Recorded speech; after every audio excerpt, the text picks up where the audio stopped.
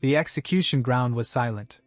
Zumo knelt, his hands bound, the weight of countless accusing eyes upon him. The charge? Conspiring to stage a coup. Yet he stood firm. I will not confess, he said coldly. Even if it means my life ends here. From among the guards, the Empress stepped forward, her jeweled robes glinting beneath the sun. Zumo's gaze locked on hers. The poison in my veins, he said, his voice sharp, was your doing. They must have laced the wine I drank last night, and you let it happen. The Empress tilted her head, as if puzzled. Why such surprise? The minister has already been impeached. Then, with a faint smile, she spoke words that cut deeper than any blade. I remember you once had feelings for me. Today, I will reward you. She drew a sword, his sword, the one he had gifted her long ago. Back then, when he entrusted her with that blade, he could never have imagined it would one day be turned against him. He remembered the past, how he had stood up for her, shielding her from the storms of court politics, telling her never to worry. Now she told him the same. Do not worry, Zumo. Your body will rest in the Imperial Mausoleum, and every year, offerings will be made in your name. She raised the sword. A single, decisive thrust, steel-piercing flesh. Pain exploded in Zumo's chest, but his eyes never left hers. So, this is the end. But not quite. With the last of his strength, he willed it into motion, the rebirth manuscript. A flash of light engulfed him. When his vision cleared, he was in a small wooden room. Different air, different time, and a different body, that of a villainous prince. This time, he had a plan. He would use everything at his disposal to avoid his former fate. He would cultivate the heroine, Ruo, so she could stabilize the dynasty and claim the throne. He thought he had succeeded, but in the end, betrayal had come again. No more. An assistant poked his head into the carriage. Your Highness, do you have any requests while we travel? Zumo shook his head. No. How long until we arrive? Half an hour more, my lord.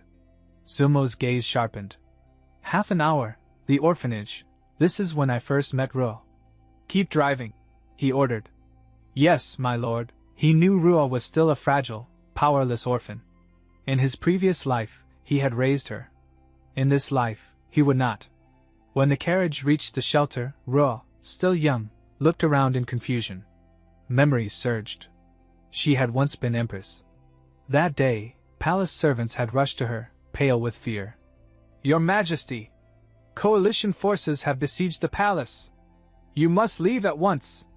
But she refused. She was waiting for someone. Time was running out. Suddenly, a figure strode into the imperial hall. The witch! The servants cried. The woman laughed, her voice cold and mocking. So loyal, your dogs. Let's see how long they last. With a flick of her hand, dark magic tore through them, leaving the hall silent. Now nothing stood between her and the throne. It has been a long time, Sister Ruo, the witch said. The Empress's eyes widened. You! The witch sneered.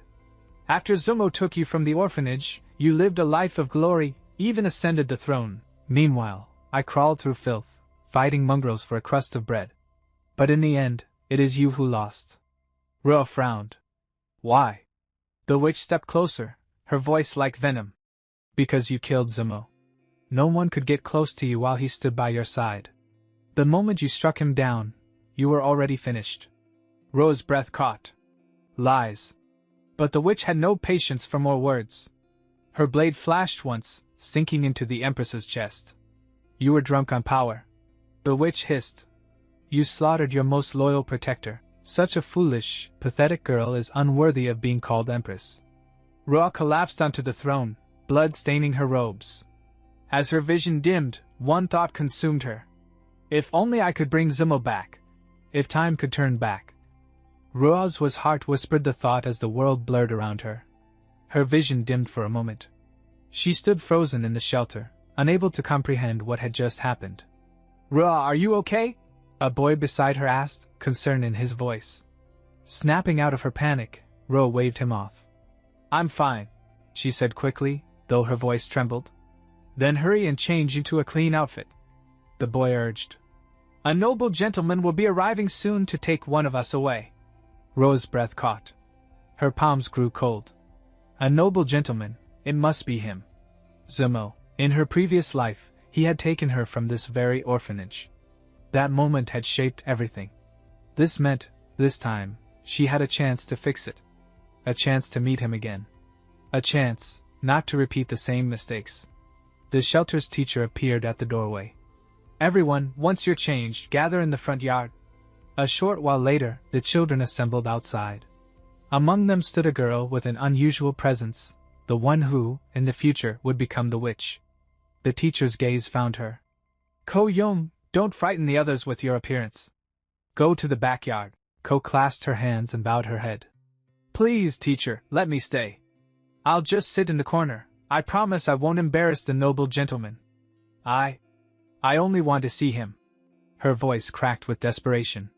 The teacher frowned but said nothing more. The great wooden doors creaked open, and Zumo stepped into the courtyard. The scent of sandalwood followed him, his figure commanding yet calm. The teacher greeted him warmly, guiding him inside. Zumo's gaze swept over the children. In this life, he thought, his path and Lu Rua's would diverge. And she seemed to realize this as well. We've tested all the children's endurance, the teacher explained proudly. Their results surpass that of ordinary youngsters, perfect as slaves, or even as future warriors. We have many excellent choices here. Then, with a glint of excitement, the teacher pointed. This girl's bones are especially remarkable. Rua stood still, meeting Zumo's eyes with intense determination. The price for her is higher, the teacher added. But worth it. I don't care about the price, Zumo replied. But then, his heart stirred. A faint, familiar feeling. Where is Ko-young? He asked. The teacher's smile vanished. She is the weakest of them all, poor bone structure, no talent whatsoever. He barked toward the girl. Stop disgracing us. Leave this instant. Zumo's eyes narrowed. The witch? He wondered, if he chose Ko-young this time, how would the story change? Ko took a step back, then suddenly rushed forward, throwing herself to her knees before him. Please, take me with you, she cried, clutching at his robe. I will serve you faithfully for the rest of my life. The teacher stormed over, yanking her by the hair to pull her away. But Ko resisted, inching closer to Zumo, her eyes wet with tears. You truly wish to go with me? Zumo asked. Yes, she answered without hesitation. And you will serve me without betrayal? If you take me from here, young master, she said firmly, I will obey your every command. From the side, Ro watched, her heart tightening. She couldn't understand. This isn't right, she thought. Zumo was supposed to pick her. In her past life, it had always been her. Why, is he choosing Ko-young? But for reasons no one could fathom, Zumo was now taking Ko-young away from the orphanage. The teacher, visibly uneasy, asked, My lord, is your choice final? We have many children far more capable than Ko-young. He pressed further, gesturing toward Rua.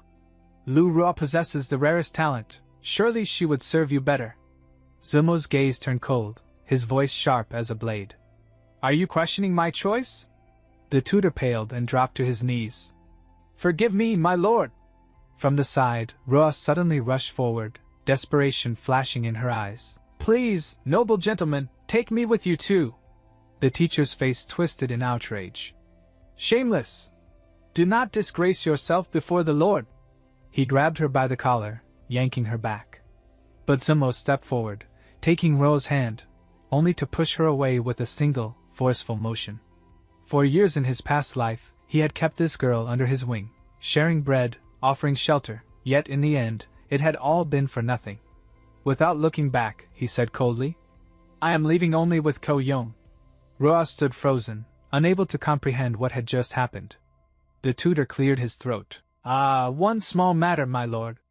If you wish to purchase only Ko-young, the price will be 2,000 low-grade spiritual stones, or 200 of medium grade. Zumo's brow furrowed. You dare raise the price? You think to blackmail me? Feigning innocence, the tutor shrugged. I don't understand what you mean, my lord.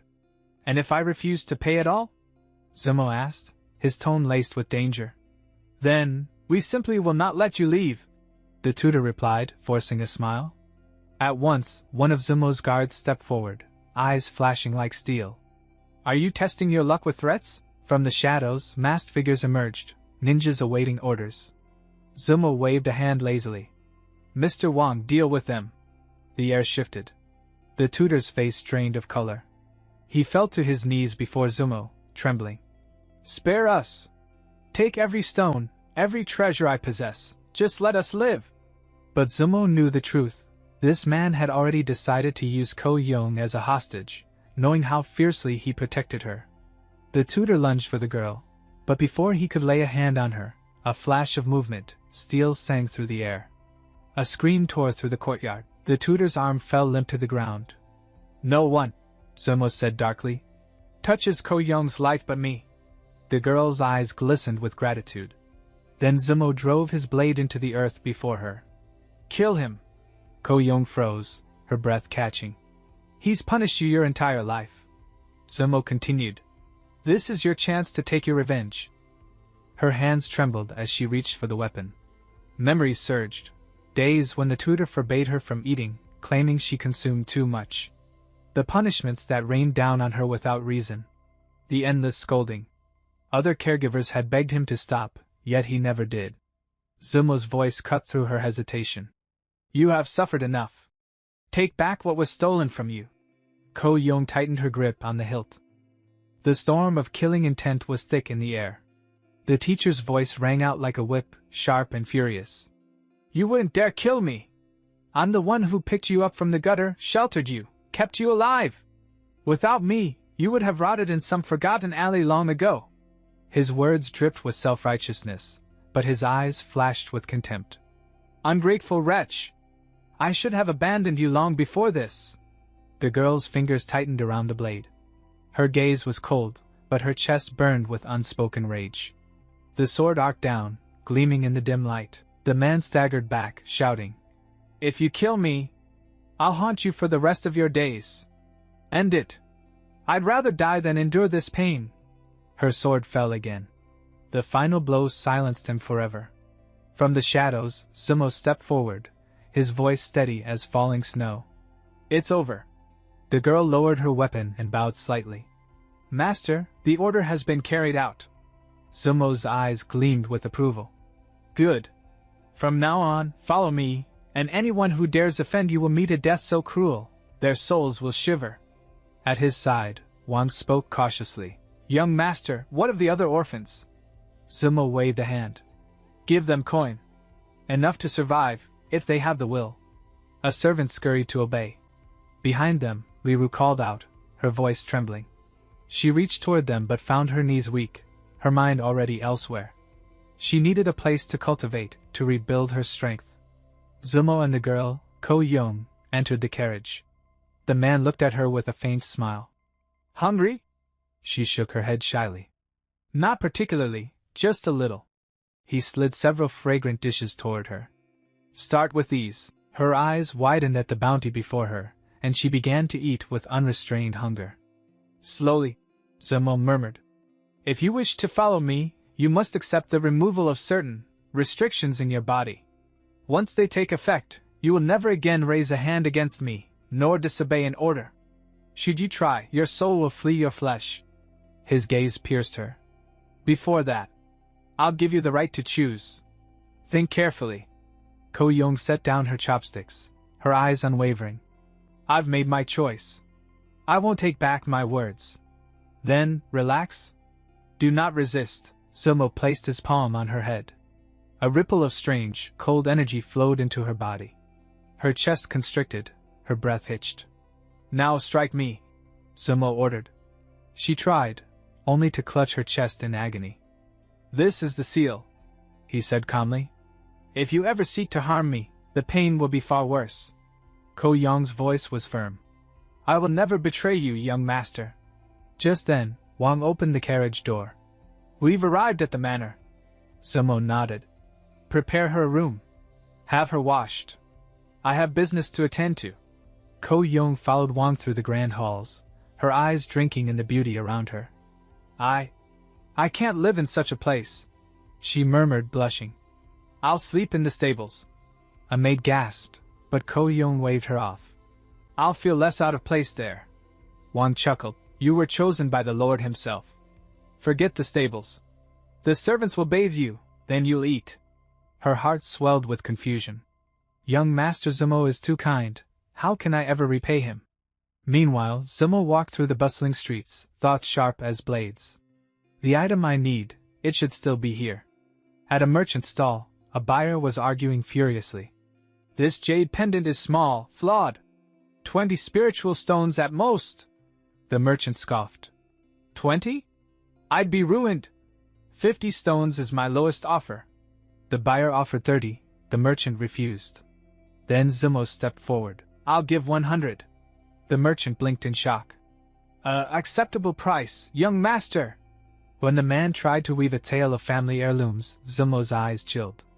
Just now, you almost sold your heirloom for 50. Cornered, the merchant nodded quickly.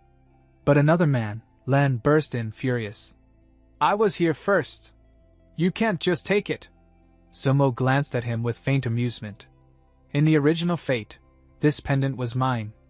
Once I was an orphan, yet I could see the rare spiritual properties others missed. By fortune's will, I found an ancient jade pendant, the key to immortality itself. He turned to Len. This is the last time we'll meet. Len's eyes narrowed. The aura from the pendant was unlike anything he had ever felt, an undeniable treasure. Rage boiled in his veins. I'll take it back one day.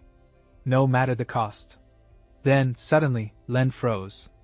A different pulse of spiritual energy brushed against his senses.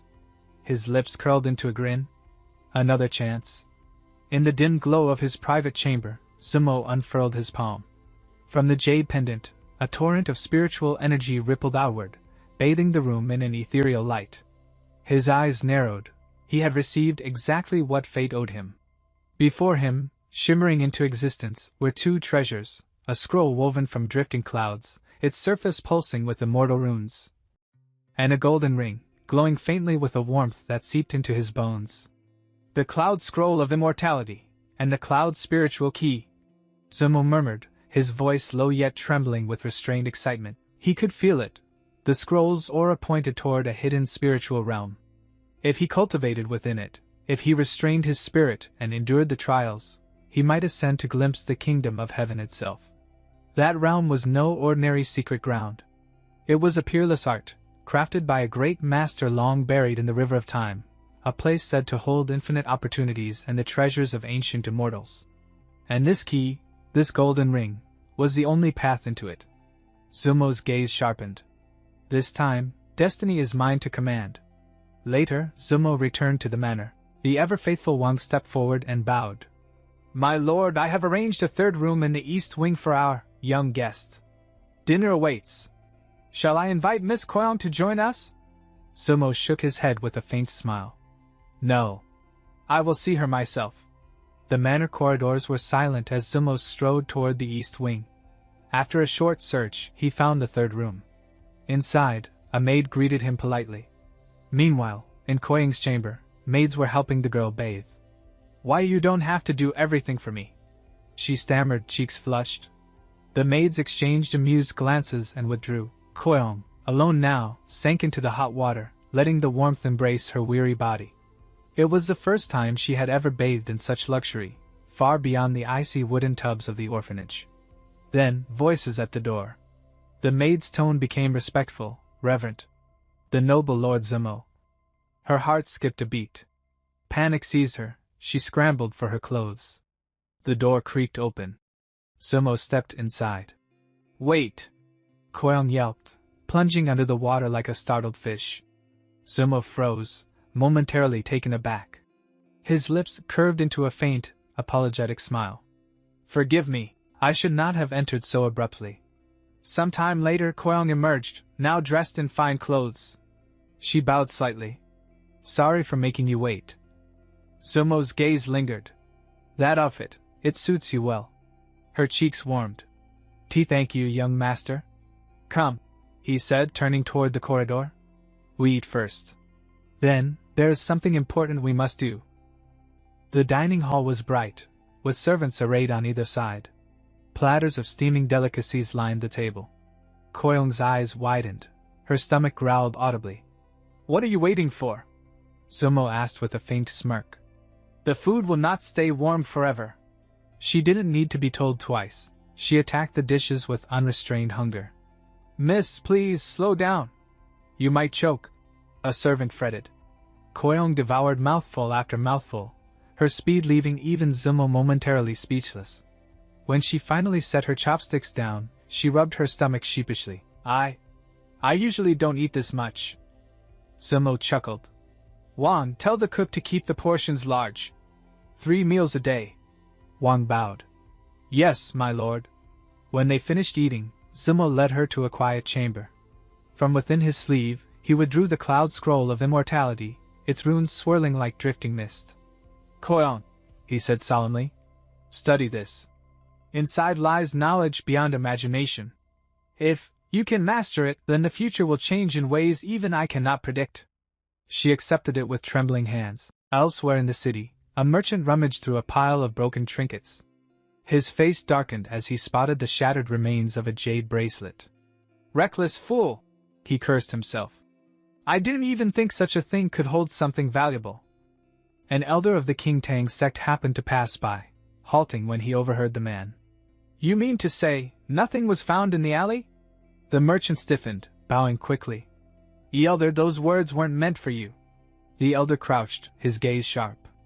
"Tell me, have you seen a jade keychain anywhere?" The merchant's eyes widened. The image in his mind was clear. He had seen it before. It was the very one Zumo had sold not long ago. Within the quiet chamber, the scent of old parchment mingled with faint traces of incense. Zumo sat cross-legged, studying the ancient scroll, its inked characters pulsing faintly with spiritual intent. Without looking up, he spoke calmly to the girl before him. "Breathe in, draw the spiritual forces of heaven and earth into your meridians. Let them become one with your body." He already understood who she truly was, Ko Yang, the destined villainess of the tale, born with extraordinary talent. If she could truly restrain and master her newfound abilities, she would become a blade sharper than steel in his hand. Yet, before the thought could settle, the girl's delicate frame trembled violently, her lips parted, and she spat a mouthful of crimson onto the floor. Zumo's gaze hardened. In one smooth motion, he caught her collapsing form in his arms, his voice ringing with authority. "Call Dr. Jiang. Now!" Servants scattered like startled birds. Meanwhile, far away in a dim, crooked alley, Lenny felt a ripple, an unmistakable surge of spiritual energy emanating from Zumo's residence. He pushed open a half-rotted door, and there she was, a young girl bathed in a faint halo of spiritual light. For a heartbeat, he doubted his eyes. A single misstep crushed a stray piece of straw beneath his foot.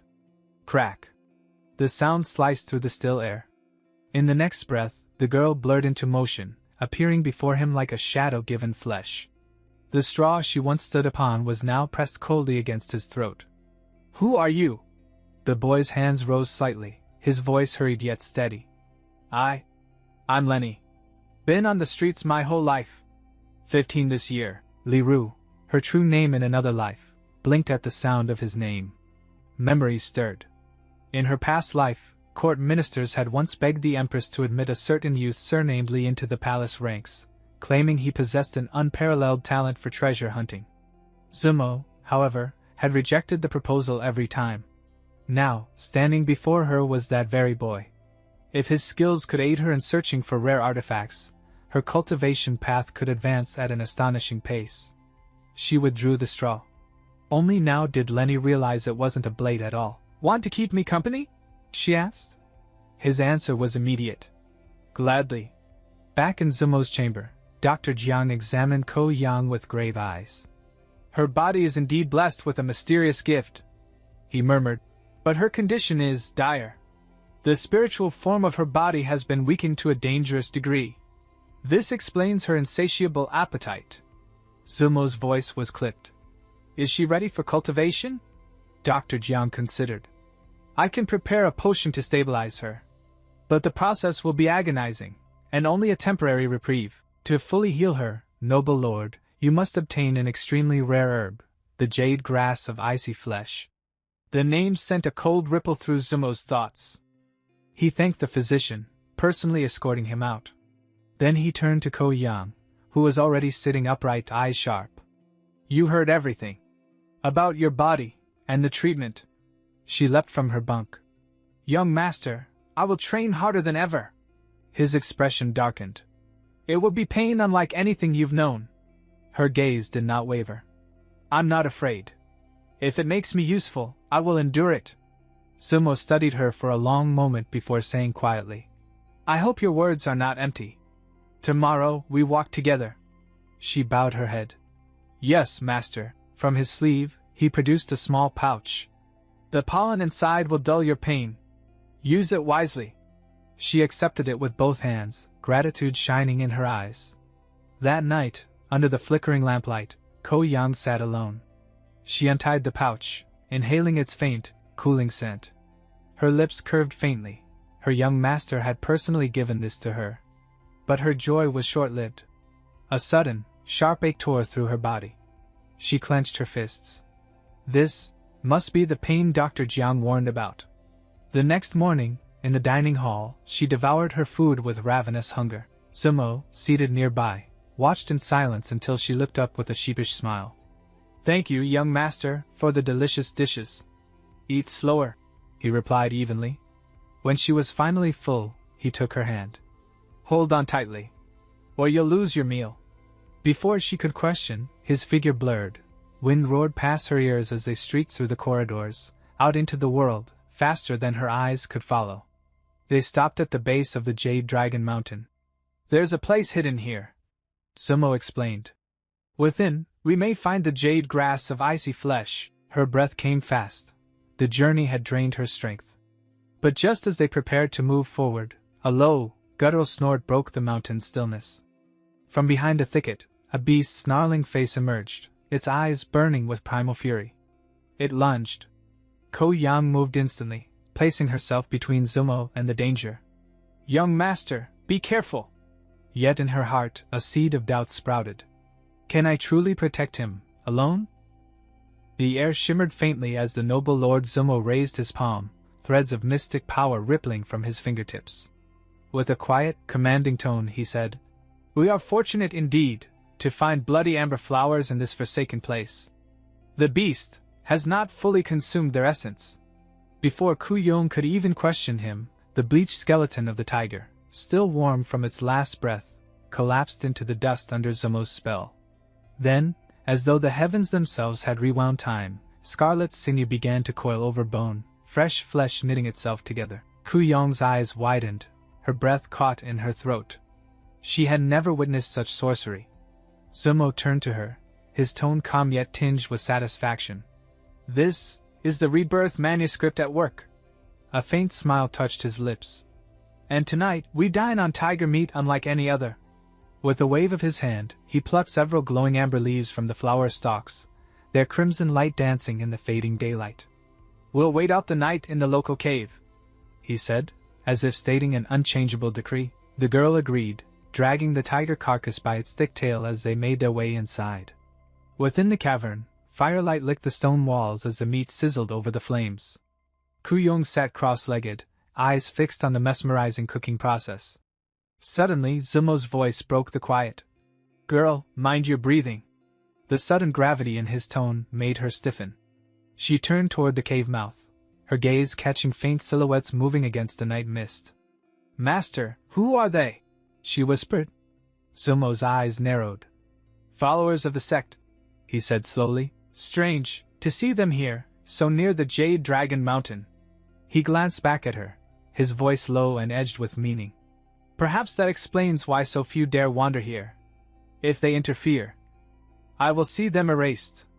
Elsewhere, deep in the forest, Li Ru crouched in the shadows, eyes locked on the very same sect followers. It was the third time she had crossed paths with them in this region, and the sheer number of cultivators here gnawed at her thoughts.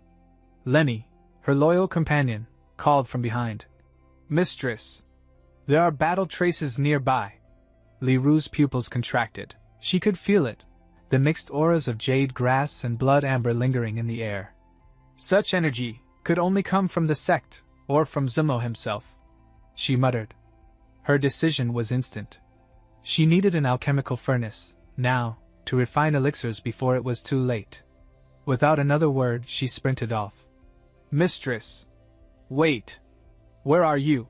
If you're afraid of the night, then stay! She shouted over her shoulder. Lenny hesitated, fear prickling his skin, but she was already gone, darting deeper into the moonlit woods. Morning light spilled through a crack in the cave wall, brushing over Kuyong's face. She stirred, only to find her body heavy, her limbs aching as though bound by invisible chains. Must be, from my last training, she murmured. Sumo glanced at her knowingly. In a few days you've reached the 6th level of Kai purification, he said. But your body is straining against the pain. At this pace, you'll cripple yourself.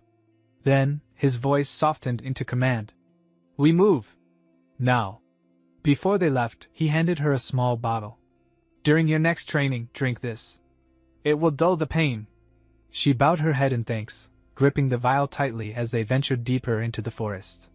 Master, she asked along the way, how valuable is the alchemy furnace we seek? Sumo's eyes gleamed. It is beyond most in quality. If my memory serves, we are close. But beware, the furnace is guarded. The jade snake will not allow trespass. Before she could answer, sharp cries echoed through the trees, coming from the furnace's direction. Sumo's expression darkened. He moved silently through the brush and froze. There, in a clearing, Lai, blade in hand, was already locked in a reckless battle with the jade snake. The serpent coiled and lashed, hurling the boy through the air. Why, is the main character of this novel here? Sumo thought sharply. Lai spat blood but pushed himself up, glaring at the serpent. His mistress had been gone too long. He would kill this beast himself. Fool! Sumo shouted from the shadows. You're too rash! But Lai heard nothing. His blade flashed as he roared. This time, I'll end you! Yet, just as steel met scale, something unseen intervened. The boy's body was hurled aside like a rag doll, slamming hard into a jagged stone wall. His breath caught in his chest as pain lanced through his ribs. The serpent slithered forward, its massive coils rippling with lethal grace, its tongue flicking in and out with an irritable hiss. Its golden pupils locked on him, predator to prey, closing the distance inch by inch. And then, like a figure stepping out from a dream, noble Lord Zumo appeared before Lenny. His robes swirled in the windless air, his presence carrying an almost oppressive calm. His gaze never left the serpent as his voice, deep and certain, rolled forth. It seems, even fate itself wished for us to meet here, so that I may claim your core. Lenny's eyes widened. A core? But what stunned him even more was the sight of the serpent subtly channeling spiritual power. Before his eyes, a shimmering spiritual core manifested within the serpent's body, glowing faintly with an emerald hue. Lord Zumo's brows drew together. There was no admiration in his eyes, only mild disappointment. The serpent hissed in startled defiance, and Lenny was left utterly baffled by the scene unfolding. Zumo advanced, every step steady and deliberate, until Ko Young leapt in to intercept the beast. Steel met Fong as Ko struck blow after blow, the ringing clash of her weapon echoing in the enclosed space. But the serpent's ferocity was relentless. Its fangs lashed toward her, each strike laced with killing intent. At last, Ko's movements faltered.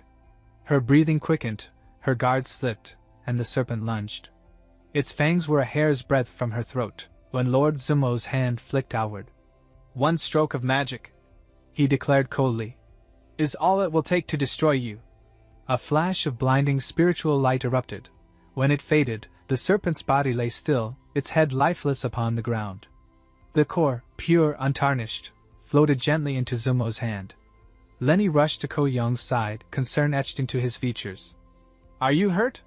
She lowered her gaze, shamefaced. I was too careless, young master. I apologize. But Zumo shook his head. No, it is thanks to you that I could extract the core in perfect condition. His tone shifted to that of a teacher imparting truth. If the serpent had turned all its desperation toward me, it would have released venom into the core, ruining its purity. But when it saw you, it clung to hope, and thus, I took the core unharmed. Ko listened with bright eyes, hanging on his every word. Zumo's expression softened ever so slightly. You have done well.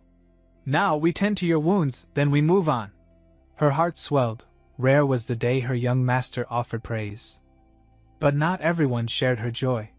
From a shadowed corner, Lenny's heart burned with rage. What was this noble lord doing here, intruding so brazenly into their fight?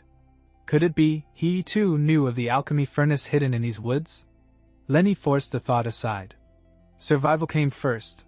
He must not get caught again. Yet before he could slip away, Zumo was suddenly in front of him, his presence cutting off every escape. "Where are you rushing to?" Lenny stammered, sweat pricking his brow. "And nowhere, not in a hurry at all." Zumo's gaze was icy. "Where is your companion, Li Ru?" Lenny's eyes darted about before he muttered. She ran off." One final question came, sharp as a blade. "The cultivators from the sect, have you seen them?" Lenny quickly pointed toward the path they had taken. But to his unease, Zumo turned in the opposite direction, straight toward the cave where Li Ru now hid. Inside the cave, Zumo's steps echoed softly, until the metallic scent of blood reached him. Deeper in, he found the source. Piles of human remains lay scattered in grotesque heaps, the stench clinging to the air like a curse. In all his life, Zumo had never seen such carnage. They bore the marks of the Leland sect. But why were disciples of the first and second cultivation stages here in the Emerald Dragon Mountain, facing a spiritual beast whose power so vastly eclipsed theirs? It was reckless to the point of madness. His sharp gaze caught something, a row of small pouches beside the corpses. He reached toward one. But a sudden, sharp sound from the shadows made him freeze. Mr. Zumo at first thought it was nothing, an illusion of the mind, a trick of the ear. But his instincts whispered otherwise. He forced his heart into stillness, like a blade sheathed in ice, and first checked the stove's position. Yes, it was still there. Yet that strange sound gnawed at him. Had it truly been nothing? No, he was certain now, he had not imagined it. Without hesitation, Mr. Zumo stepped deeper into the cave. Cold mist clung to the jagged walls, the air thick with silence. Nothing moved. Nothing stirred. And then, a sharp, piercing cry split the stillness. Koi's scream. Zumo's eyes narrowed. He spun on his heel and rushed out, his figure a blur in the dim light. The man outside was already retreating swiftly into the shadows. Meanwhile, Li Ru sat frozen, panic tightening her chest. Now she was certain. Her suspicions were right. After seeing Mr. Zumo in person, her fury boiled over. How could that witch, Kyang, not only gain the favor of Lord Zumo, but also take what rightfully belonged to her? She clenched her fists. She had been the one who should have received Zumo's guidance, his protection, his training. Instead, she was left abandoned, just as in their last lifetime. History repeating, but in reverse. Snapping back to her purpose, Li Ru remembered why she had come to this cave. To find the alchemical furnace. She tore open the first bag. Empty. The second, empty. The third, still nothing. Her breath trembled. Mr. Zumo had already taken it. Rage twisted her features. The furnace was gone, leaving only scraps of worthless junk. And the prize had fallen into the hands of Zumo and that witch Kyang. No. She could not stay here. She had to escape, now. Outside, not far from the cave, Kyang was bound in a shimmering web of magic, struggling in vain. The sectarians surrounded her, eyes cold, their leader's voice sharp. "Speak! Where is it?" Each time she moved, the binding talismans flared, striking her with sharp bursts of spiritual force. "I told you!" she gasped. "I don't even know what you're talking about." The leader's brow furrowed. A subordinate leaned in. "Chief, the aura of the jade snake, it's not here." The leader grunted in disbelief. "Humph. That serpent wouldn't die so easily." He turned back to Kyang, voice dripping with disdain. "You're in the jade snake's territory. With your pitiful cultivation you couldn't have slain it." Kyang's temper flared, but before she could speak, the cultist reached through the bars, fingers curling around her throat. "You will tell me where the jade snake is." He paused, eyes flickering over her features. "Humph, you're quite a pretty one." Before his hand could tighten, a cold, commanding voice cut through the air like steel. "Remove your hands from the girl." The sectarian sneered, ignoring the warning. He shook Kyang. "Speak now, or suffer for it." His arm drew back to strike. Crack! A flash of movement. Pain exploded in his wrist as something struck it with crushing force. He screamed, only to see Kuyang twist free and drive a vicious kick that shattered his arm. The surrounding sectarians froze. Who had? From the shadows, Zumo stepped forward, his presence like an unsheathed blade. In a single motion, he dispelled the binding spell around Kuyang. She fell to her knees. "Forgive me, young master," she breathed. "I allowed them to catch me." The cultist snarled, rushing towards Zumo with blinding speed. Zumo lowered his head slightly, eyes sharp as a predator's. "You sought this fight. Now you will bear it." With a flick of his sleeve, talismans burst into the air, sealing a protective barrier around Kuyang. The cultist tried to advance, and froze in shock. "Our spiritual energy sealed?" Zumo's lips curved faintly. From behind him, a ripple of killing intent surged. Kuyang's spiritual energy flared, forming a gleaming spear in her hands. Her eyes hardened. "Leave one alive," Zumo ordered. "Yes, young master." She moved like lightning, spear thrusts laced with fury. One by one, the sectarians fell, their cries echoing through the forest. Finally, she stood before their leader. The one who had dared to grab her throat. Her grip tightened. Her gaze burned. "You," she hissed, "will regret touching me." The girl seized the sect leader by the leg, her grip unyielding as iron, and dragged him forward.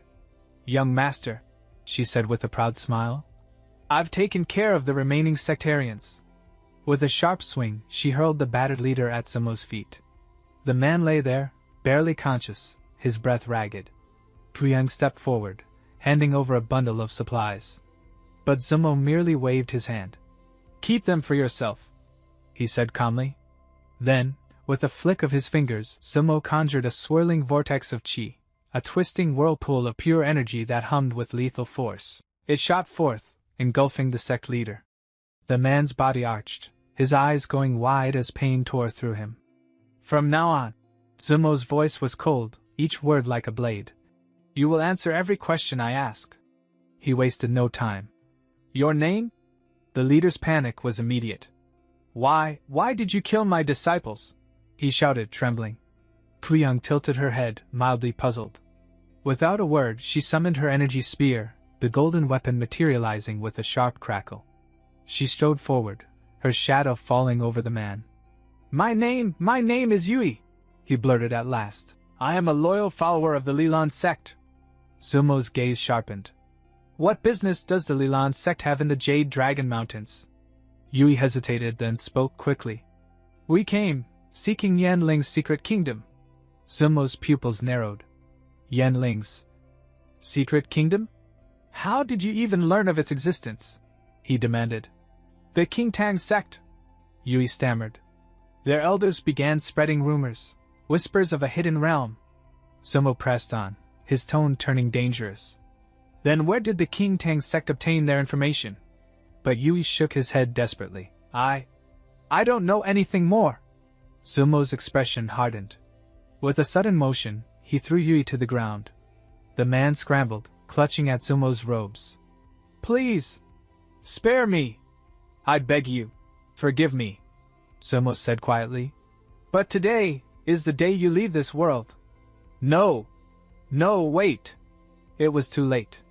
A burst of lethal magic tore through the air, and Yui's body crumpled lifelessly. Kuyang stood nearby, her expression unreadable, watching the act without flinching. Once it was done, Zumo placed a hand on her shoulder. "It's time to move." She nodded silently, falling into step beside him. From a tree not far away, Lingy exhaled in relief. Finally, they're gone. But the moment he shifted, his foot slipped. Crash! He fell hard to the ground, groaning. Almost instantly, Luru appeared before him, her eyes blazing. "Lingy, do you know anything about Yanling's secret kingdom?" she demanded. Her fury was palpable. She pulled him up with a sharp tug. "Get moving! We follow them east, but keep our distance. We cannot be seen. I must know where the secret realm lies." Meanwhile, Zumo and Kuyang sat deep within a cave. The noble lord tended a crackling fire, its warm glow dancing across the rocky walls. Beside him, An alchemical furnace pulsed with light as Zumo worked, channeling intricate techniques to awaken its attributes. At last, a faint shimmer rippled through the furnace. The potion for Kriyang was nearly ready. All that remained was to let the broth thicken. Outside, footsteps approached. Kriyang entered, holding 2 fresh rabbit carcasses. "Young master," she said lightly, "we must be close to our destination. I even crossed paths with a few cultivators on the way." But her eyes narrowed. "What troubles you?" "There are matters still unclear," Zumo admitted, his gaze distant. Kriyang smiled faintly. "Then hear this, I've learned something useful. From what I overheard, disciples of all 3 great sects are converging on the secret kingdom. Not only that, their sect masters themselves have come to the Jade Dragon Mountains." Zumo's eyes widened. "The masters, personally?" She nodded. "It began when the elder of the King Tang sect went to a merchant, the same merchant you visited, in search of a jade ring. When he returned, all his men began to act." Zumo's thoughts swirled. The slums, the jade ring, the elder. Yanling's secret kingdom. He realized it now. By going to the slums, he had claimed an opportunity meant for Linny. That single step had set off the chain of events leading the elder of the King Tang sect to discover the secret realm. While Zumo pondered, Kyung roasted the rabbits, offering one to him. "Not yet," he murmured. She shrugged and bit into hers with unrestrained appetite, listening quietly as he spoke. The smell of roasted meat soon filled the cave, and she tore off another piece, handing it to him with a grin. At that moment, Zumo remembered the furnace. By now, the potion should be complete. Rising swiftly, he moved to check. The healing elixir for Kriyang would soon be ready. The lid of the dragon alchemy furnace creaked open, and a rush of blinding crimson gold light burst forth like the dawn breaking over a battlefield. Steam coiled upward in shimmering tendrils, carrying with it a heat that seemed to hum with ancient power. Zumo's eyes narrowed. Blood amber. What had been a mere potion within had transformed, refined, into a true magic pill of the rarest hue. The furnace's dragon engravings almost seemed to stir in satisfaction, their etched scales glimmering as if acknowledging the success of the alchemy. With steady hands, Zumo plucked the pills from the furnace and slipped them into a silk pouch, each movement deliberate, as though touching fragments of the heavens themselves. Without a second thought, he flicked one pill toward Ko Young. "This," he said in a calm, deep voice, "is your reward." Her eyes widened. The moment the pill touched her palm, her lips curved into a bright, unrestrained smile. "Thank you, young master," she said, joy spilling into her voice. But Zumo's tone turned stern. "If you wish to remain of use to me, Ko Young, you must continuously grow stronger." She bowed her head without hesitation. "I understand, young master." Satisfied, Zumo lay down, his black hair spilling over the bedding like ink. 8 days, he said evenly. "That is all you have. The entrance to the secret kingdom of Yanling will open then, and with the key, we may enter." Ko Young's voice rang with resolve. "I will train hard for you, young master. Starting now." She sprang into practice immediately, until a loud gurgle betrayed her stomach. Her cheeks colored faintly, and with a sheepish glance, she retreated to roast the rabbit from earlier. By the time the scent of charred meat filled the cave, Zumo had already drifted into deep meditation. Far away, at the eastern rim of the Jade Dragon Mountain range, 3 sect masters and their retinue stood before an ancient portal wreathed in swirling light. One elder turned to Elder Tang. "This time, you have truly achieved much." Tang waved dismissively. "A mere coincidence. Nothing more." Another elder laughed heartily. "With this, the entrance to the secret spiritual realm lies firmly in the hands of our alliance of 3 elders." They all knew, even Zumo, with his jade ring, would not pass them unchallenged. The third elder's eyes gleamed. "With the combined might of our 3 sects, success is inevitable." Tang's lips curled into a knowing smile. "The kingdom of Yanling is vast, more than enough opportunities for all 3 of us." Their laughter echoed through the mountains as they strode toward destiny. Meanwhile, Ko Young awoke in the cave, disoriented. Has it already been 8 days?" she asked. Zumo stood silently, holding a glowing magic core, saying nothing. His silence left her momentarily stunned. She decided to fetch food and stepped outside, only to feel a sudden rush of wind. A blur streaked past her vision. Then, Roar! A massive black panther lunged at her from behind. Ko Young spun, seizing its tail in a single fluid motion. Her thoughts flashed, not of danger, but of the meat. So much meat.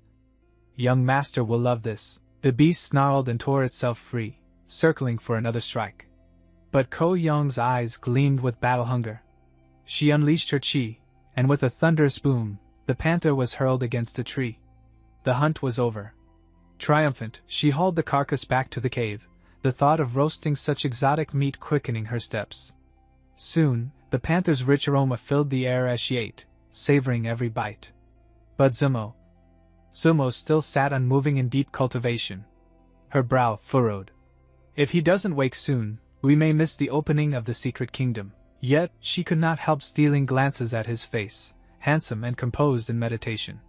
When a delicate butterfly landed upon his nose, she instinctively reached forward to brush it away, only to find her face dangerously close to his. Flustered, she leapt back. "Why, young master? It's not what you think." Sumo's eyes opened at last, his voice deep and unreadable. "The secret kingdom." Elsewhere, at the ancient gates of Yanling, one of the three elders, his gaze as sharp as a sword's edge, immediately understood. "The portal, it is ready!" Without hesitation, the three elders raised their hands, their robes snapping in the wind. Mystic light surged from their palms, flowing into the ancient gate. A heartbeat later, a colossal beam of radiance erupted upward, piercing the heavens. The earth quaked. A muffled boom shook the air, and dust from a small explosion rolled in smoky clouds near the portal's base. High on a ridge, Tail Young lifted a slender finger toward the sky. "Young master, look!" Turning his head, Sumo's eyes narrowed. That dazzling pillar of light, he recognized it instantly. The three sect masters, they'd begun. But he also knew, they do not yet possess the key to enter Yanling's secret realm. Beside him, Kuyang clutched at his sleeve, worry clouding her face. "Young master, hold on to me," Sumo interrupted firmly, tightening his grip on her hand. "If we quicken our pace, we can still reach them." He sprang forward like an arrow loose from the bow. The wind roared in Kuyang's ears as she clung desperately to him. Her heart hammered. His arms suddenly pulled her closer, his warmth steady against the rushing chill. "If you fall, I won't have time to find you," he said. Kuyang's cheeks burned, but she obediently pressed herself closer. Sumo's speed surged again, blurring the trees into streaks of green. His only thought, reach the portal before it's too late. Meanwhile, the three sect masters poured ceaseless streams of chi into the ancient gate. The portal pulsed violently, the surface trembling as if alive. Victory was close, until a deafening crack split the air. The portal's surface fissured like breaking ice. Sumo and Kuyang skidded to a halt at the scene. "Too late," Sumo muttered. Panic flickered in Kuyang's eyes. "What do we do now?" Sumo's gaze hardened. "We follow them." The three sect masters exchanged tense nods. "Supreme Leader, complete the ritual, quickly!" The Supreme Leader's fingers blurred in a final seal. With a resonant hum, he conjured a space-sealing talisman, hurling it into the gate. From his vantage point on the mountain, Sumo's pupils contracted. A space-sealing talisman, expensive. Preparing for this journey cost them dearly. Kuyang's voice trembled. "If they enter first, all will be lost." "Not quite," Sumo replied calmly. "The greatest treasures of Yanling are never easy to seize." On the sidelines, the withering spirit sect lingered, unmoving. One elder called out mockingly, "Do you need a special invitation to enter?" Shamed, their disciples leapt forward, joining the swelling crowd. Disciples of the Green Vine sect and Thunder Mist sect gathered as well, the air thick with tension. Li Rush shoved Lenny forward. "Hurry!" "Ow! You hit too hard," Lenny protested. But Li Rush was already sprinting toward the portal. Lenny chased after her, until Li Rush suddenly slowed, her steps faltering. "What is it?" Lenny called. Li Rush shook her head, dismissing the feeling, and kept running. "Come on!" From the mountain, Sumo's gaze sharpened.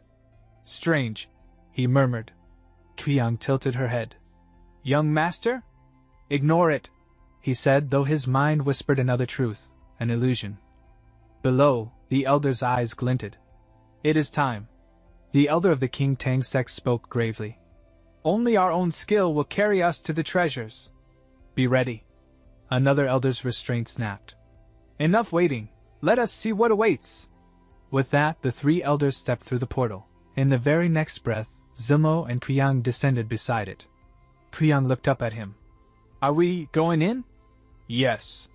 But we'll need the cloud key, he said. He grasped her hand, warm, steady, and together they stepped forward.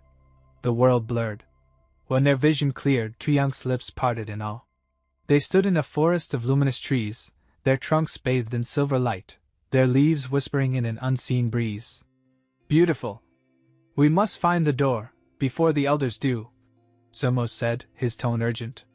Yanling's secret realm has 9 floors. Each door leads to the next. I know where they are. He crouched. Climb on my back, we'll move faster.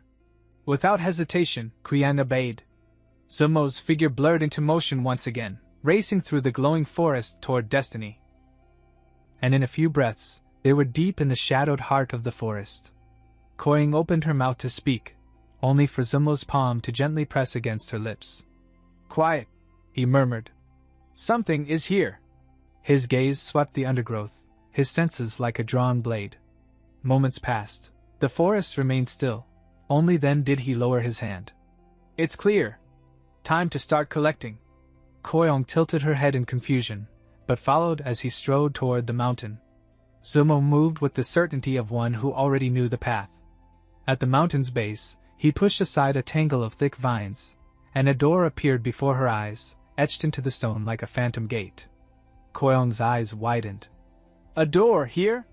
Zumo's voice was low but firm. Every door in the secret kingdom of Yanling is hidden well. Only careful seekers can hope to find them. Kuyang stood frozen, stunned by the sight. Zumo gave her a small push. Move. We've no time to stand and stare. As she stepped forward, she muttered. Hiding a door here, clever. The creator of the Youngling Kingdom must have been a truly cunning person. But at those words, Zumo's brow twitched. Cunning? He gave her a flick on the nose. Less talking, more moving. Ow! She yelped softly, rubbing her nose, but obeyed. They crossed the threshold, and the lush forest fell away, replaced by a vast, unforgiving desert, where jagged rocks jutted like the spines of ancient beasts. Kuyang shaded her eyes. Young master, in a place like this, how can we ever find the door? He took her hand, but before he could answer, a shadow shifted. Sand exploded, and a monstrous giant insect lunged from the ground, its many legs scuttling like thunderclaps. Zumo's eyes glinted. This one's yours. In a heartbeat, Kuyang leapt forward, she swirling around her like a storm. She snarled at the creature. Stay back from my young master, or I'll tear you apart. Elsewhere, Len and Li Ru trekked across the first floor in their own hunt for the doors. Len pointed toward a small hillock. I think we should check there. Li Ru's eyes narrowed. Idiot. Smack. She cuffed him across the head. The flower of immortality should be near. I can feel it. Len rubbed his skull, frowning. And how do you know that? Her lips parted as if to speak Zumo's name, but the thought alone soured her mood. Her eyes flashed with jealousy. Len started again. But mistress. She yanked him back sharply. No time for talk. Move. They reached a cliff. Li Ru's gaze fell to the depths below, where a single immortal grass flower had already been plucked. Meanwhile, in the desert, Kuyang stood panting, the centipede's corpse crumpled at her feet. Zumo approached, holding a delicate sprout in his hand. Here. Eat this. Her eyes widened. Is that the flower of immortal grass you picked on the first floor? Zumo nodded. I gathered a few treasures along the way. This one will greatly strengthen your body. She bowed slightly. Thank you, young master. Without hesitation, she devoured it. Far away, Li Ru fumed. Again, someone else took what I wanted. Her gaze darkened. Could Zumo be in the secret realm of Yanling? No, she reminded herself. She had been one of the first to enter with Len. Len's voice broke her thoughts. Mistress. She snapped, her patience gone. Shut up and look for the door. We must get ahead of the elders. Her blows rained down on him until he scrambled away. Back in the desert, Koyong now faced another insect, her young master's voice cutting through the heat. Too slow. Focus. Strike from the left, then the right. Only then will you break its defense. Her blade danced, flashing from side to side, until she struck the final blow, cleaving the monster's body into pieces. From the remains, the broken soul of a cloud spirit emerged, hissing. Without pause, she crushed it to dust. Panting, she turned, only to meet Zumo's calm, unyielding eyes. Your decision in battle was far too reckless. Her eyes blazed with indignation. Ko-young turned sharply, her breath caught. Before her loomed a monster far greater than the one she had slain mere minutes ago. Its towering form blotted out the dim cavern light, every movement radiating an oppressive killing intent. She was not ready for this battle, but there was no time to hesitate. With a fierce cry, she struck. Again, her blade bit deep. Again, the air shuddered with the force of her blows. Over and over she attacked, each strike heavier than the last, until at last, with a final cleave that split the beast's skull, the monster collapsed in a thunderous crash. Zumo, her young master, stepped forward, his lips curling into a rare smile. This time, well done, he said, voice like calm steel. He lifted his hand. A stream of radiant magic flowed from his palm, weaving into her wounded arm. Ko-young stared in disbelief as the torn flesh knit together instantly, leaving only smooth, unblemished skin. She bowed deeply. Thank you, young master, for your grace. Come, he ordered, already striding forward. We climb higher. After some time, their path led into a vast cavern of jagged black stone. Towering crystal spires jutted from the walls like frozen fangs, each shard gleaming with a dark, unholy light. Zumo's gaze sharpened. If my memory is correct, the place we seek lies close. He extended a finger, a beam of magic lancing forth, shattering an entire stone wall in a single blast. Behind the rubble, a hidden doorway pulsed faintly. They stepped through, and were greeted by a breathtaking sight. The sakura forest, at the height of its blooming season. Countless petals drifted through the air, painting the world in soft pink. Ko-young's lips parted in awe, but before a sound could escape, Zumo's hand clamped over her mouth. Hold your breath, he murmured, eyes grave. Confused, she obeyed. The fragrance, he explained, is deadly. One breath too deep, and the poison will still your heart. A shimmering barrier of clean air formed around her. Horror dawned in her eyes as she whispered, Poison, from such beauty? Zumo plucked a single blossom, its scent intoxicating even within the barrier. To a poison master, he said softly. This is a treasure worth more than gold. She listened, entranced by his words, until her stomach betrayed her with a low growl. Zumo arched a brow. Hungry? Blushing, she nodded.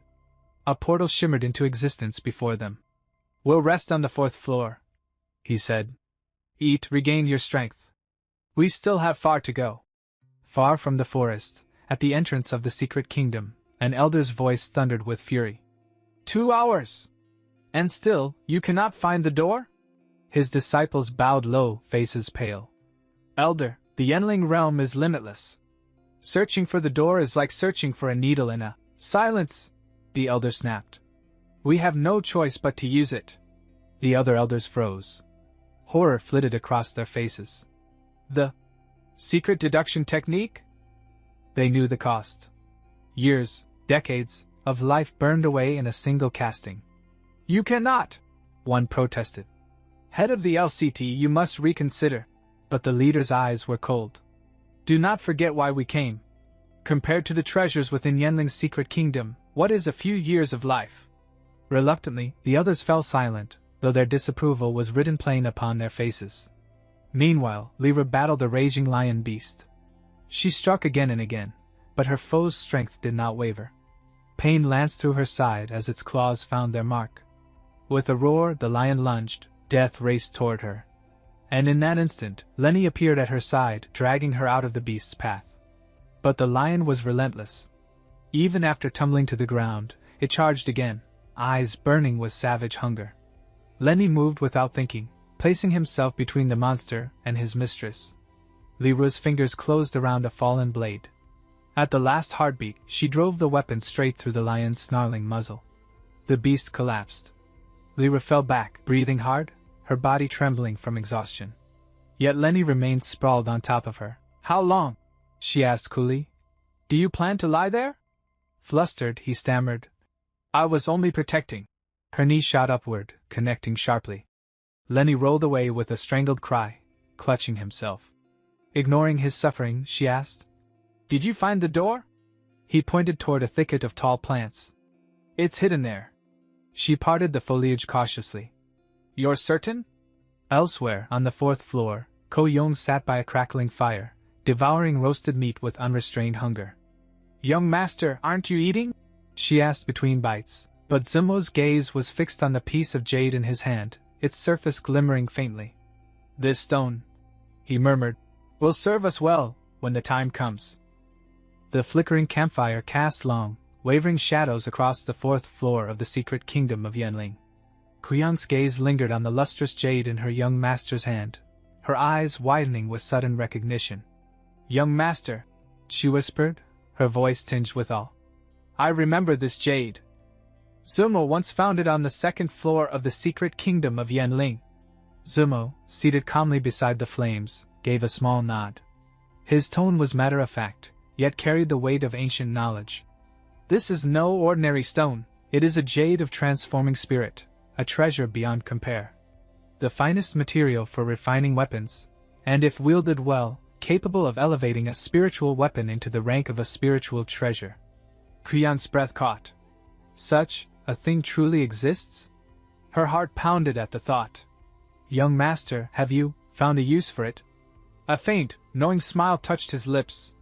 "I have a few ideas," he said simply. Meanwhile, deep within the second floor of the realm, Li Ru's sword danced like a streak of silver lightning, cleaving through chittering insect beasts. Beside her, Li's blade struck true again and again. Yet with each kill, more swarmed forth. Li Ru exhaled sharply, her brow furrowing. "I never imagined there could be so many monsters here."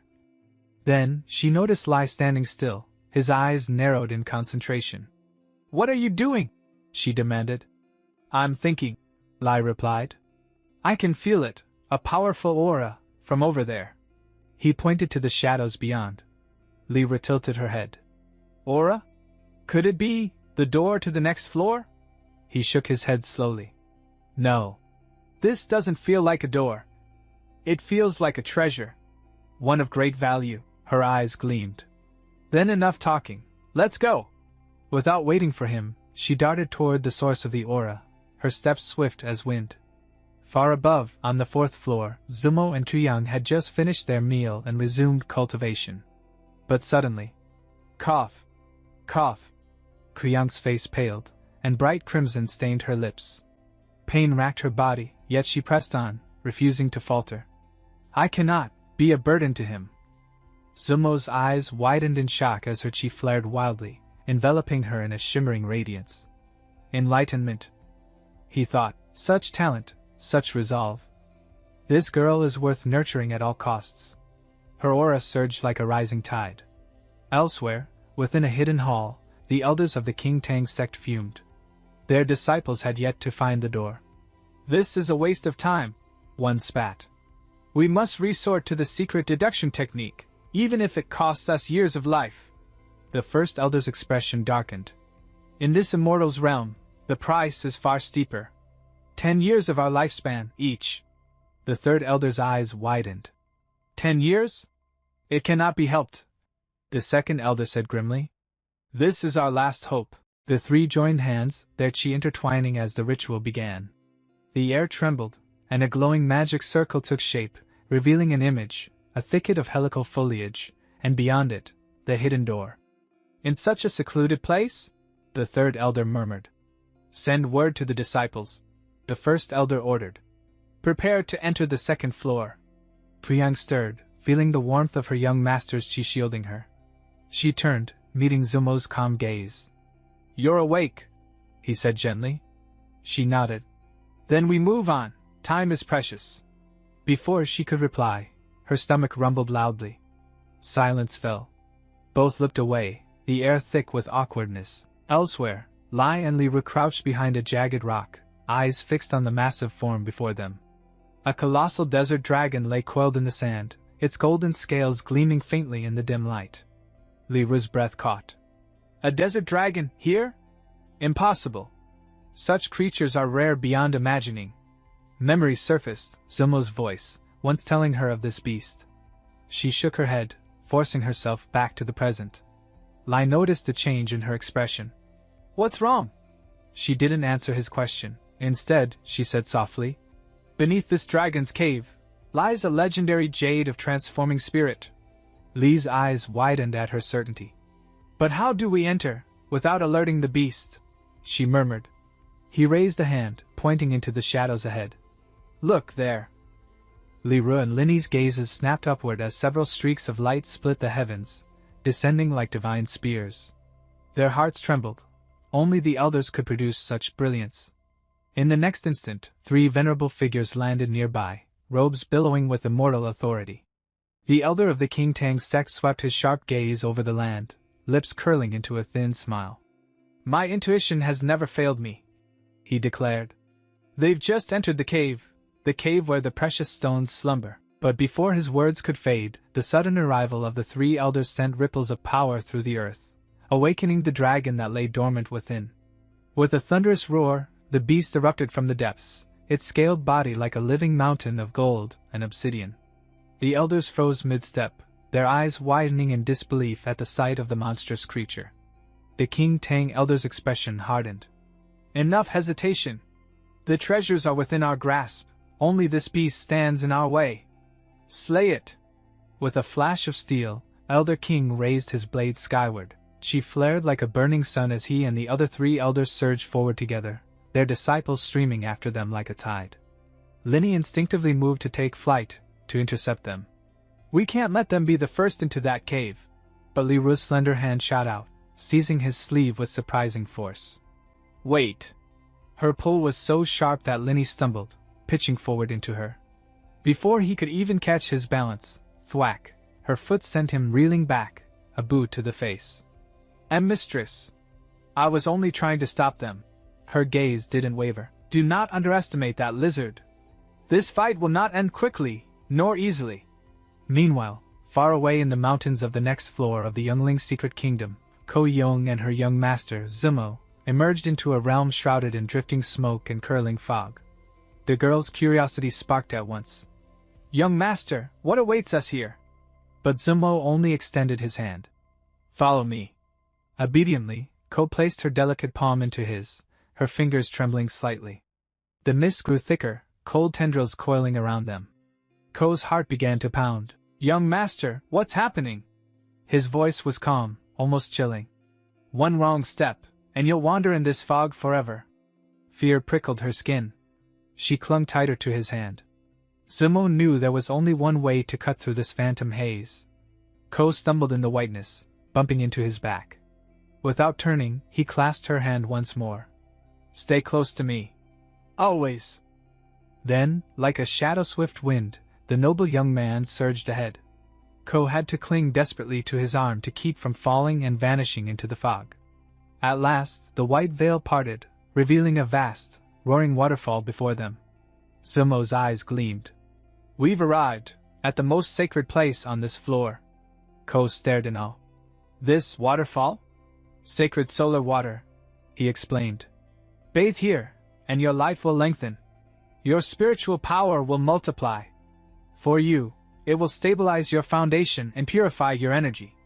Ko blinked in surprise, then shook her head. You should go alone, young master.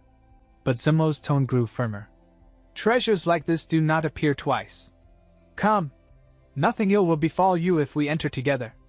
Her face flushed at the thought of bathing beside him, but before she could respond, the battle with the dragon raged. The elders' attacks rained down like meteors, yet the beast's scales deflected blow after blow.